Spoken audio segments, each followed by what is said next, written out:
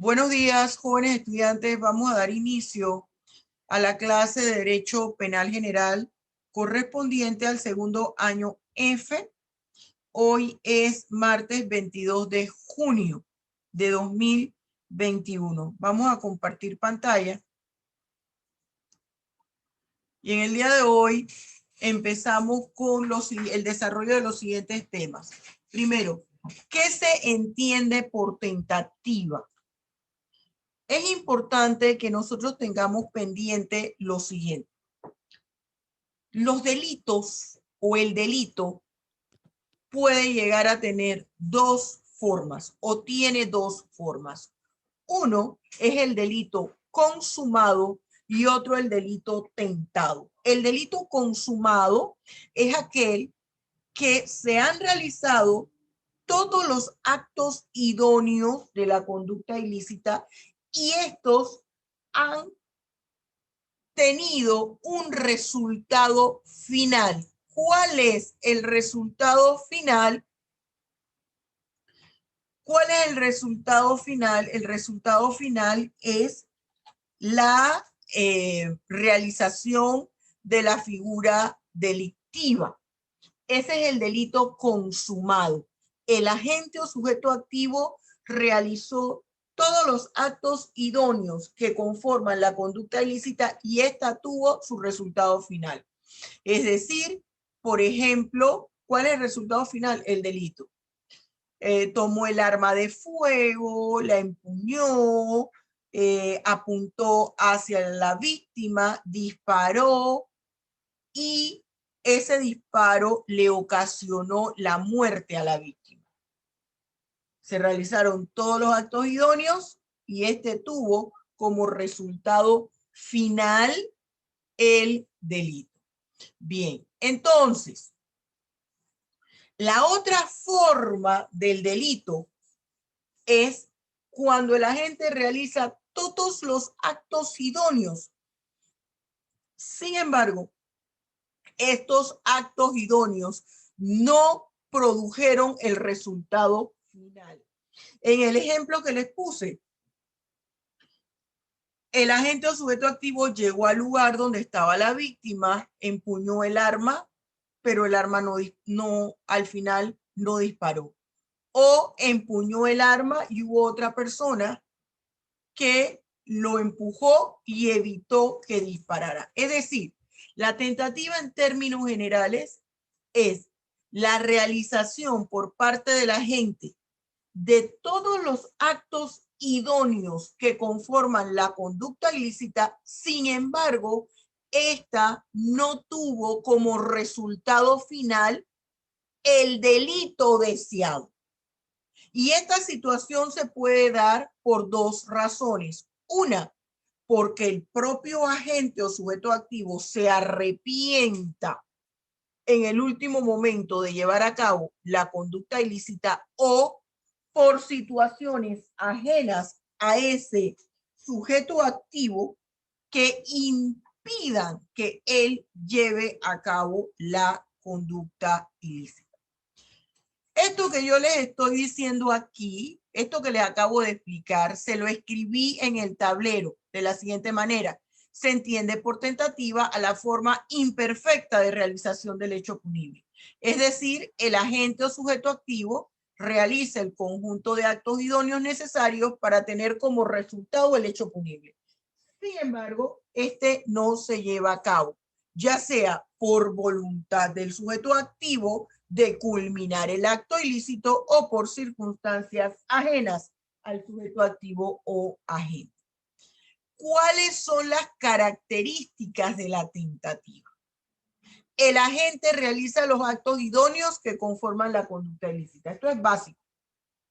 Existe la intención voluntaria y manifiesta del agente o victimario en realizar la conducta ilícita. Es decir, hay un dolo. Recuerde que el dolo está formado por la voluntad y el deseo. 3. El sujeto activo tiene la intención de obtener un resultado con su comportamiento ilícito. ¿Cuál es ese resultado? El delito.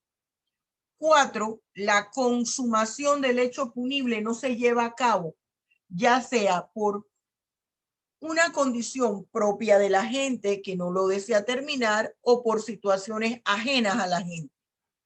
¿Cómo se clasifica la tentativa? La tentativa se clasifica en dos grandes grupos. Tentativa acabada o delito frustrado, tentativa inacabada o delito intentado. ¿En qué consiste la tentativa acabada o delito frustrado? Aquí, esa tentativa acabada o delito frustrado es cuando el sujeto activo o agente realizó todos los actos idóneos de la conducta ilícita y cuando faltaba el último acto por situaciones ajenas a su voluntad, no lo lleva a cabo. Puede ser, por ejemplo, que a pesar de que él estuvo dando el seguimiento a Salvatore y todos los días Salvatore llegaba al mismo restaurante a la misma hora a desayunar y le estuvo dando seguimiento durante 3 meses y ninguna vez Salvatore faltó. Cuando el día en que llega Carla a matar a Salvatore, ese fue el único día, ella esperando, Salvatore no llegó. Esa es una condición ajena, ese es un ejemplo de condiciones ajenas a su voluntad. Esto hace la tentativa acabada o delito frustrado. ¿Cuáles son las características de la tentativa acabada o delito frustrado? 3. Mire que en todos concuerdan con una realización de todos los actos idóneos. Todos los actos idóneos hay que realizar. El agente ha manifestado su deseo de cometer el delito. 3. Intervienen situaciones externas a la gente. Puede ser que ese día Salvatore amaneció indispuesto. Puede ser que ese día Salvatore lo llamó a algún amigo, oye, necesito que me ayude, o en su casa hubo alguna situación. Son cosas ajenas que impidieron que Salvatore llegara ese día y que Carla consumara el hecho. ¿Qué dice el Código Penal panameño de la tentativa acabada o delito frustrado? Fíjense, la figura de la tentativa en el Código Penal, usted no la va a encontrar bajo el nombre de tentativa, usted la va a encontrar bajo el nombre forma imperfecta de realización del delito. ¿Por qué forma imperfecta de realización del delito? Sencillo, sencillo. El delito es la forma perfecta del delito es cuando se consuma. La forma imperfecta es cuando se llevan a cabo todos los actos idóneos, pero no se llegó a consumar el delito.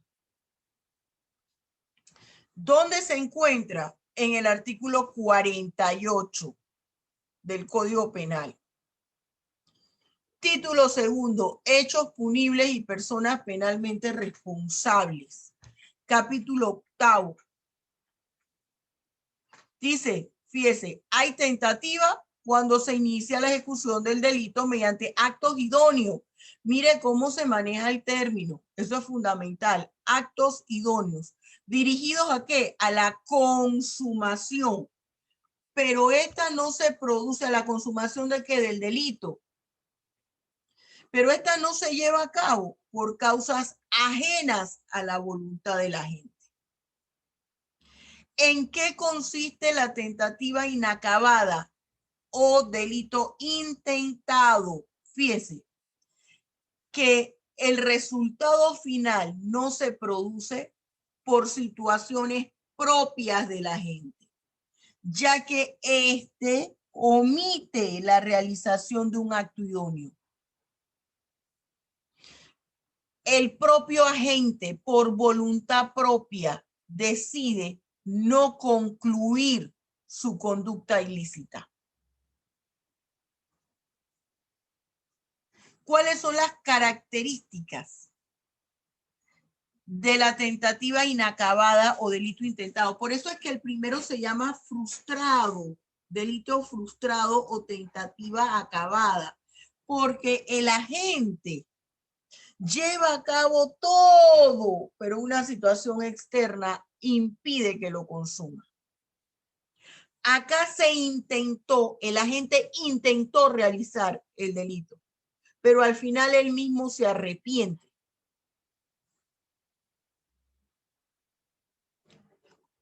¿Cuáles son las características de la tentativa inacabada o delito intentado?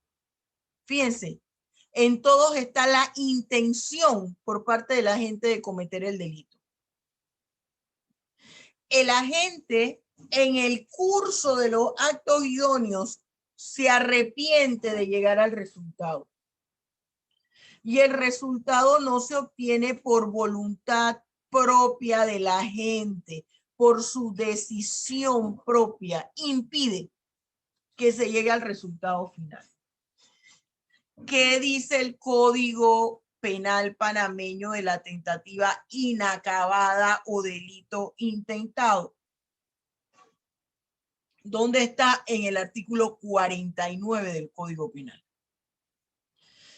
¿Y qué me dice? Si el agente desiste voluntariamente. Por eso que hablamos del arrepentimiento. Se arrepiente de llevar a cabo la acción. Si el agente decide voluntariamente, desiste voluntariamente de la ejecución del delito o impide que el resultado se produzca.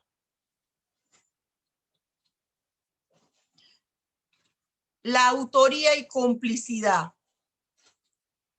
¿En qué consiste la autoría?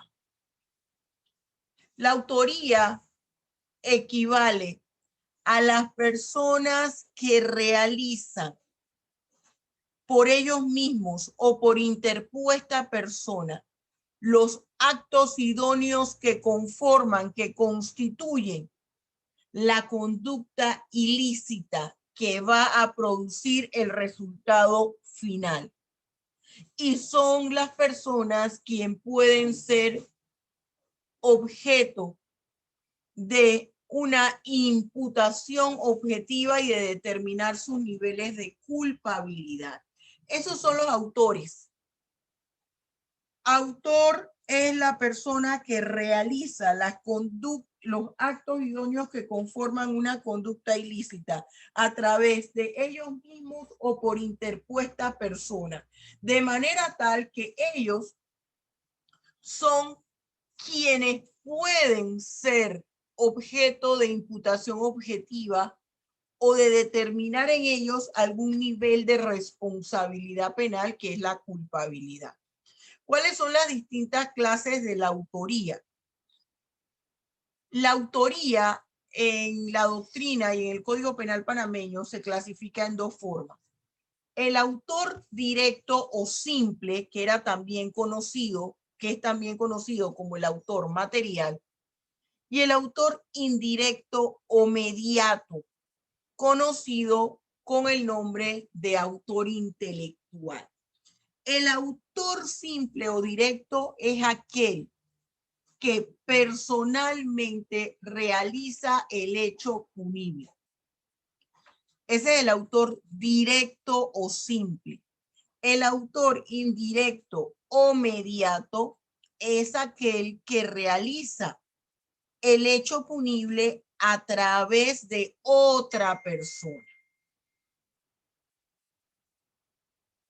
¿Cuál es la fundamentación legal de la autoría? La autoría se encuentra en el título segundo del libro primero del Código Penal, que se denomina Hechos Punibles y Personas Penalmente Responsables. Está en el capítulo séptimo, que dice autoría y participación. ¿Dónde está regulado la autoría o cuál es su fundamento legal? El artículo 43. Y aquí presentamos las dos clases. Dice, es autor quien realiza por sí mismo la conducta descrita en el tipo penal. Este es el autor directo. Es autor quien realiza por interpuesta persona la conducta descrita en el tipo penal. Este es el autor indirecto, que se conoce también con el nombre de autor intelectual. Pero usted va a escuchar a un gran número de académicos panameños que señalan, no, nuestro código no maneja la autoría intelectual, pero aquí lo estamos viendo. El autor intelectual es el que actúa a través de la interpuesta persona. Fíjese. Autor simple o directo, que sería el autor material, y el autor indirecto o mediato, que sería el autor intelectual. Ambos se encuentran presentes en el artículo 43 del Código Penal. ¿En qué consiste la complicidad o participación? Fíjese, la complicidad, que es la participación, son aquellas personas que intervienen en la realización del hecho punible a través de una ayuda o de un apoyo al autor o a los autores del delito. No es que ellos realizan los actos idóneos que conducen a la conducta ilícita, no. Ellos dan un apoyo, un auxilio. Y puede ser que ese apoyo o auxilio sea fundamental o sea secundario. Y ese tipo de apoyo es lo que va a dar origen a su clasificación, a determinar el nivel de responsabilidad penal que tiene en la comisión del hecho punible, y en base a ese nivel de responsabilidad penal, el juez le aplicará la sanción. ¿Cómo se clasifica la complicidad? Cómplice primario y cómplice secundario. Cómplice primario es aquel sujeto activo o agente que brinda un apoyo fundamental en la comisión del hecho punible. Puede ser, por ejemplo, van a asaltar la bóveda de la casa matriz de un banco. Vamos a decir que es el Banco Nacional. Entonces se va a necesitar que varias personas vayan a apoyar a al autor o autores. Hay uno que va dirigiendo, entonces se lleva 3 o 4, cada uno con armas de largo alcance, para que tengan amenazadas a todas las personas. Esos que van en esa calidad no son autores, ellos son cómplices primarios, porque el apoyo que ellos están dando es fundamental para la realización del hecho punible. ¿Por qué? Porque ellos van a amedrentar con las armas al personal que labora allí, a los clientes, incluso a los policías de seguridad. El cómplice secundario es quien brinda una ayuda que no es básica, que de él o no ese apoyo, la figura delictiva se puede llevar a cabo. Por ejemplo, la persona que va a manejar el carro donde ellos se escapan. Si se arrepiente al final, se pone otro a conducir y se cambia la estrategia de cómo salir del lugar. O se pone a otro para que rápido se hurte un carro y lo esté esperando inmediatamente que ellos salgan. O que alquile un vehículo y que los espere una vez finalizado su acción ilícita. ¿Qué plantea el Código Penal de la complicidad? Lo que plantea el Código Penal de la complicidad está en los artículos que van del 44 al 46. En el artículo 44 del Código Penal se define legalmente lo que es un cómplice primario. Y aquí habla, presta al autor una ayuda sin la cual no habría podido cometer el delito. Las personas que van a ir con el arma de alto alcance y mira telescópica y que son tiradores especializados y que van a mantener en el piso a los clientes a los funcionarios que laboran en el banco e inclusive al equipo de seguridad. El cómplice secundario es el que le da una ayuda o el que le da una ayuda al autor de cualquier forma. Y con o sin su ayuda igual se puede llevar a cabo la figura delictiva. Y el otro tipo de cómplice secundario es aquel que ni siquiera va al lugar, simple y sencillamente oculta lo que se obtuvo al momento de realizar el hecho punible. Lo que ellos lograron obtener, por ejemplo, en este caso el dinero, las prendas que se llevaron del banco, hay una persona que se las oculta en un caleto en su casa. Ese es un cómplice secundario. ¿Qué me dice mi artículo 46? Si el hecho punible fuera más grave del que quisieron realizar el cómplice o los cómplices, solo responderán quienes los hubieran aceptado como una consecuencia probable de la acción comprendida. Profesora, ¿cómo se evidencia eso? Por ejemplo, el señor Z estuvo de acuerdo con los señores A, B y C para secuestrar al señor J. Pero ¿qué dijo el señor Z? Momento.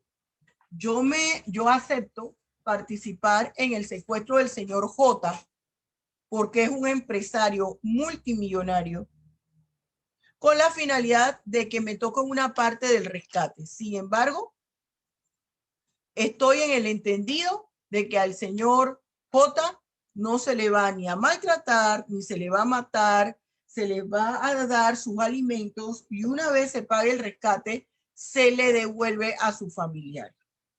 Pero ¿qué pasó? Que de repente cambia la película.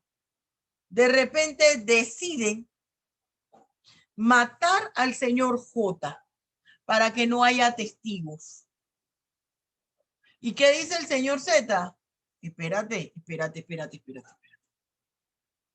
Este no fue el trato y se escapa y va a la primera estación de policía y dice, mire, yo quiero denunciar esto.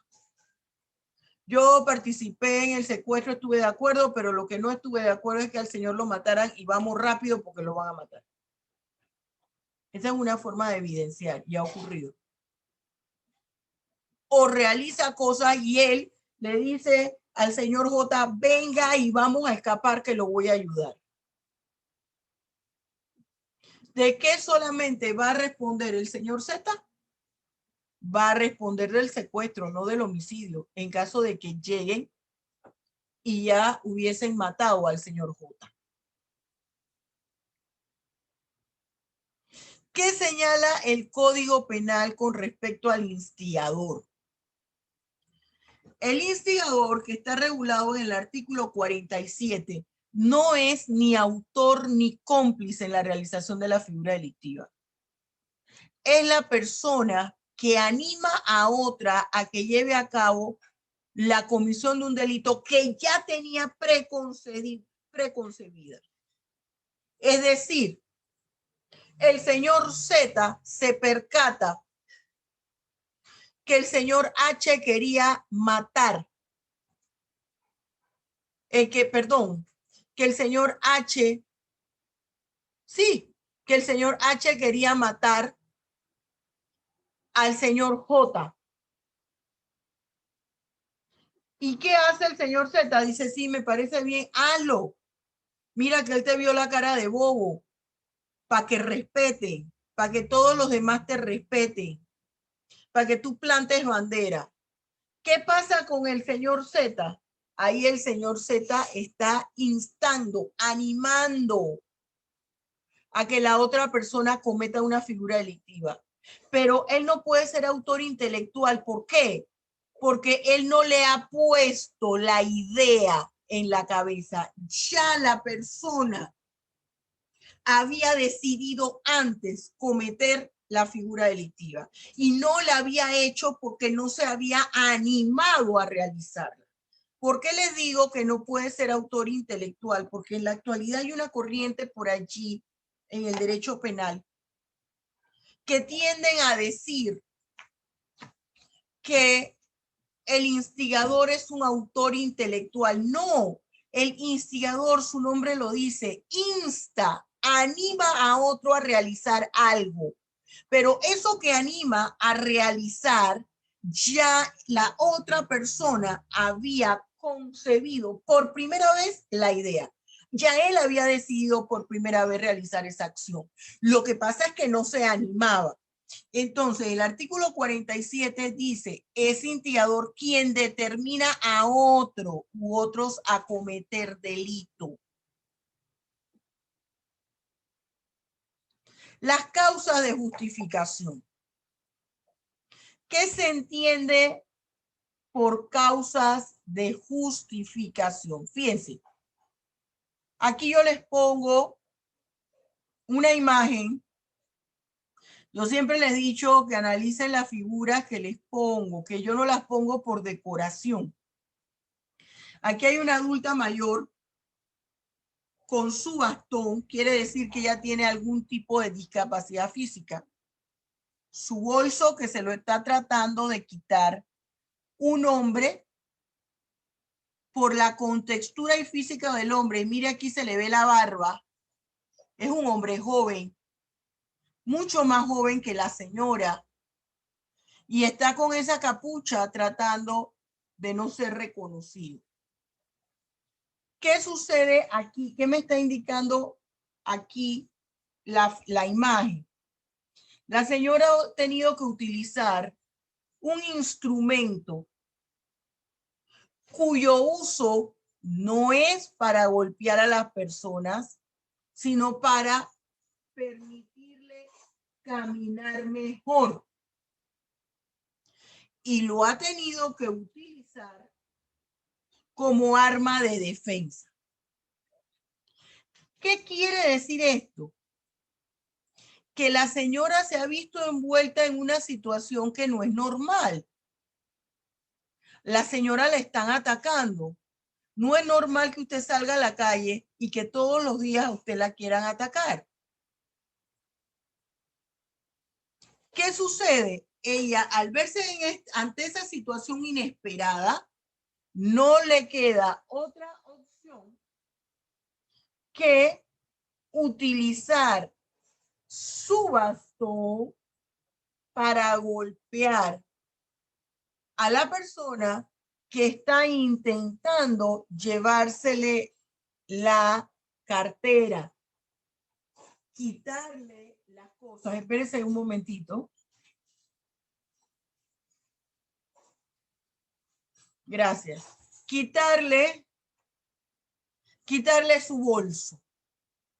Recuerde que yo le digo a usted, siempre le he dicho, le recuerdo al filósofo español Ortega y Gasset, quien dice, el hombre es él y su circunstancia. ¿Qué quiere decir esto?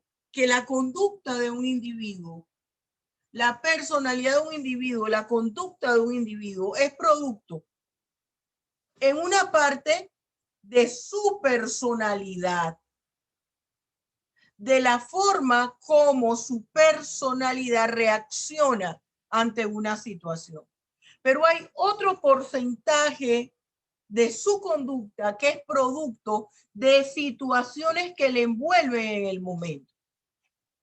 La persona es callada y de repente yo estoy escuchando que la persona está diciendo buenos días, ¿cómo está?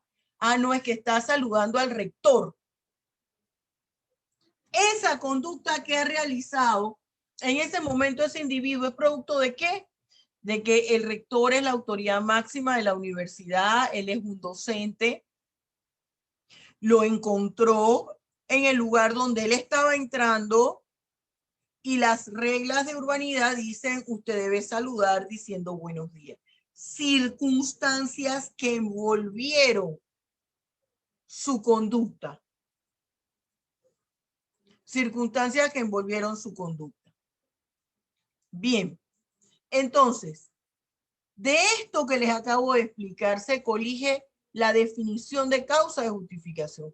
Son situaciones extremas que en un momento determinado envuelven la conducta de la gente y no le dan otra opción que incurrir en la comisión de una figura delictiva. Que si esta situación se hubiese dado bajo otros parámetros, el agente no hubiese incurrido en la comisión de ese delito. Por ejemplo, si ese delincuente, en vez de intentarle atacar a la señora para llevarse el dinero, le dice, señora, por favor, cómpreme una comida, la señora le hubiese comprado la comida. ¿Cuál es el fundamento legal de las causas de justificación? Mire lo que le puse aquí, en el letrero. Es el libro primero del Código Penal que habla de la ley penal en general. Título segundo, hechos punibles y personas penalmente responsables. Capítulo cuarto, me habla de las causas de justificación en los artículos que van del 31 al 33 del Código Penal. Las causas de justificación son 4. Las personas no entiendo por qué razón tienden a pensar que son 3 las causas de justificación. No, son 4. En el artículo 31 me hablan de 2 causas de justificación. Fíjese aquí. No comete delito quien actúa en legítimo ejercicio de un derecho. Esa es una.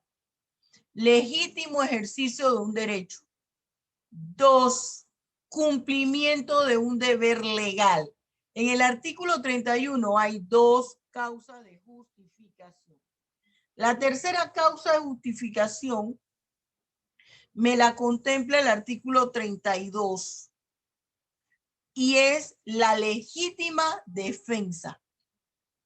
El artículo 33 me contempla la cuarta causa de justificación, que es el estado de necesidad.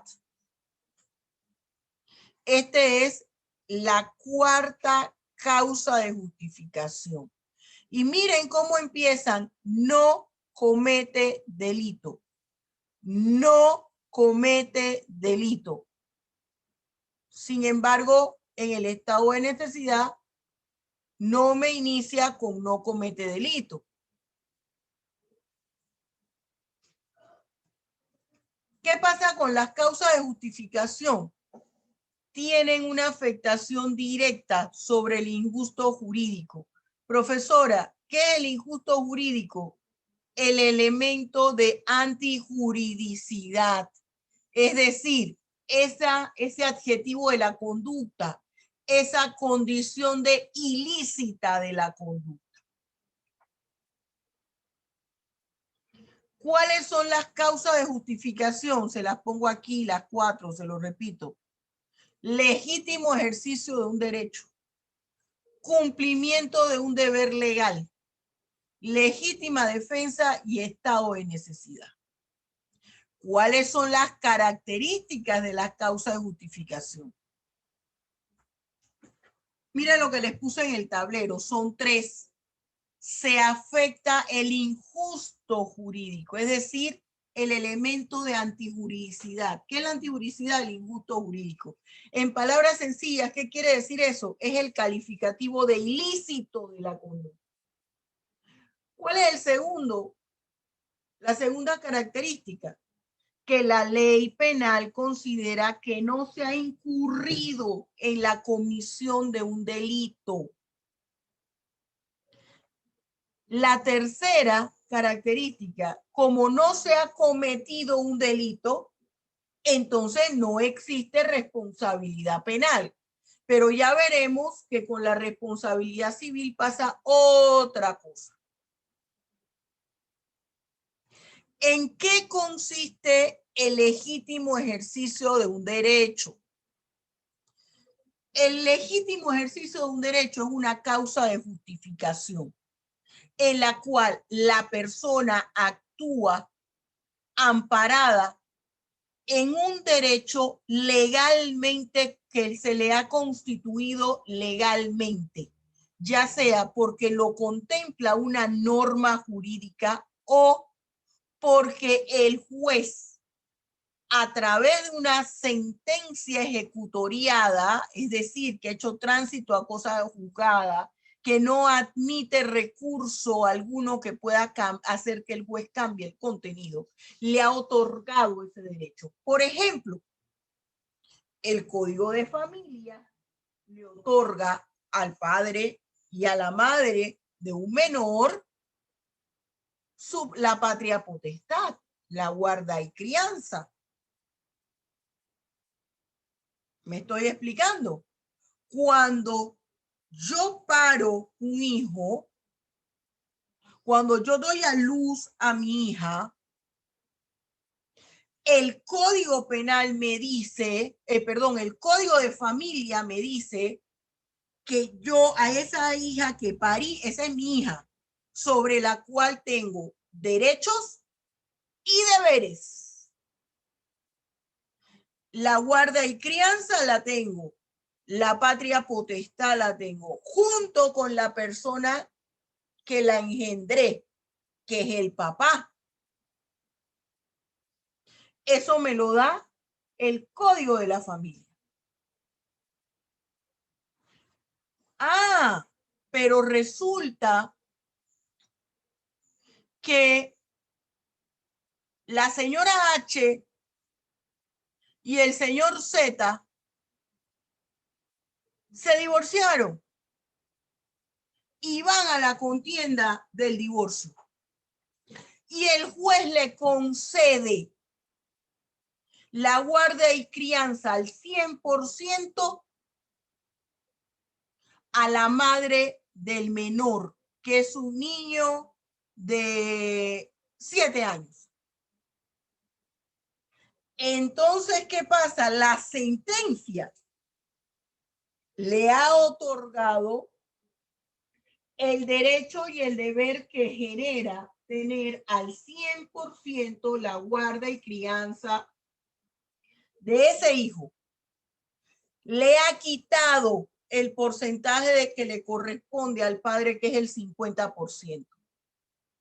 Eso es el legítimo ejercicio de un derecho.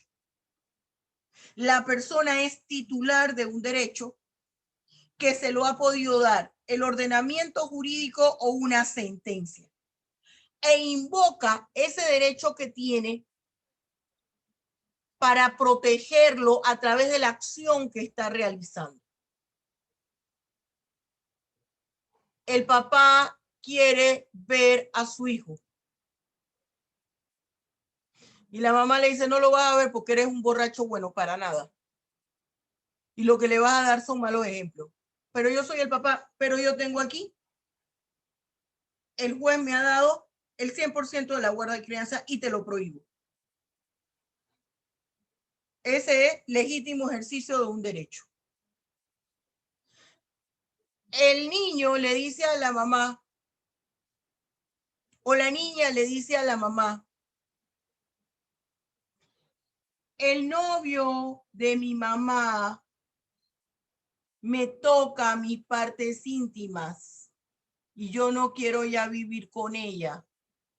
El papá dice: así, bien, vamos donde el juez de paz. Ah, no hay ningún juez de paz, corregidor tampoco. Ya el juez de paz sustituye al corregidor, pero hay algunos lugares donde hay corregidor todavía. No hay nada de eso. Me voy a la subestación de policía. Digo: quiero dejar aquí sentado en actas. O no hay agencia del Ministerio Público.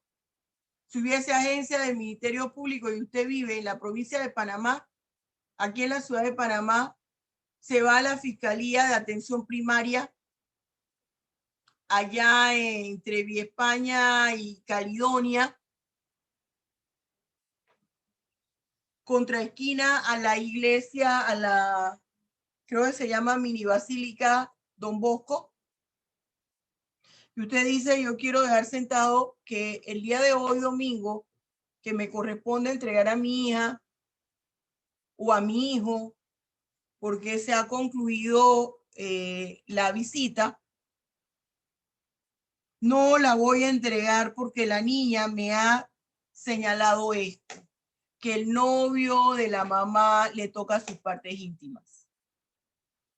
Y usted lo deja ahí por sentado, se inicia la acción y usted se queda con la niña. ¿Qué pasa? ¿Qué está usted actuando? En legítimo ejercicio de un derecho.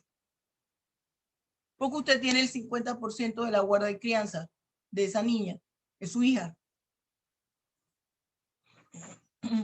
Mire, usted no sabe todo lo que ocurre cuando la gente se separa o no están casados, cada uno vive por su lado y tienen un niño en común. Siempre el niño es el que está como la pelota de ping pong de un lado a otro. Por eso siempre recomiendo, siempre, cuando las personas se divorcian o las personas jamás se han casado, eran novio, pareja o lo que fuera, o una relación fugaz, y esa relación fugaz se tuvo a un menor, se tuvo un hijo, no insista en visitas del papá o de la mamá. Cuando ese niño tenga una edad suficiente o cuando sea mayor de edad, que es cuando más se necesitan a los padres, tendrá tiempo para hablar con el papá o para hablar con la mamá y que se expliquen las cosas. Porque con el perdón de los expertos y de los psicólogos, eso le genera ansiedad al niño. No sabe dónde. Hoy estoy con mi mamá y hoy estoy con mi papá y entonces escucho cosas que habla mi mamá y mi papá y escucho cosas que habla la familia de mi papá, de mi mamá, y esto se vuelve una situación incómoda para ese menor. Y más de ayudarle le afecta, porque son raros los casos. Y que yo no me los termino de creer en que todos nos queremos y somos felices y yo voy aquí y me siento perfecto y mi papá y mi mamá se hablan súper divinos y nos vamos la familia de mi mamá y la de mi papá y todos juntos a pasear. Siempre hay algo que está pasando.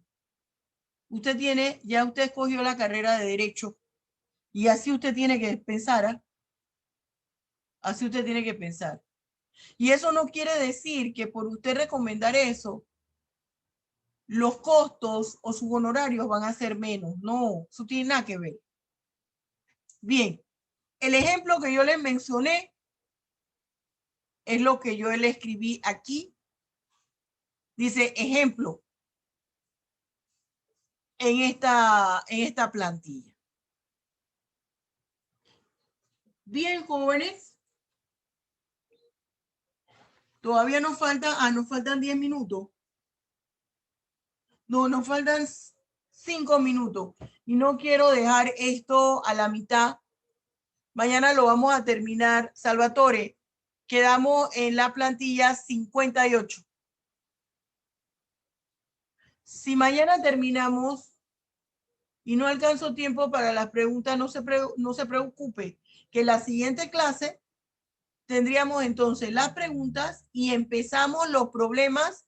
Y acuérdese que no solo van a ser los problemas, sino los interrogatorios diarios, porque su examen final no va a ser de artículo de opinión, va a ser de preguntas. Acuérdese eso. Y viene todo el material del semestre. Bien, jóvenes. Entonces, nos vemos mañana a las 7 de la mañana. Espero que haya hecho anotes de las preguntas que usted tenga. Solamente así en este sistema podemos avanzar.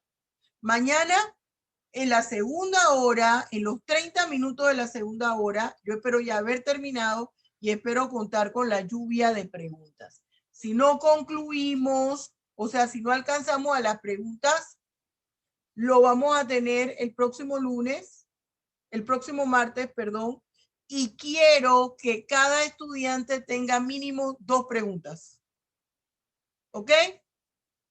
Bien, jóvenes, Dios los bendiga ricamente y nos vemos mañana. Hasta luego. Bendiciones, profe. Hasta luego, profesora. Bendiciones, Dios los bendiga ricamente.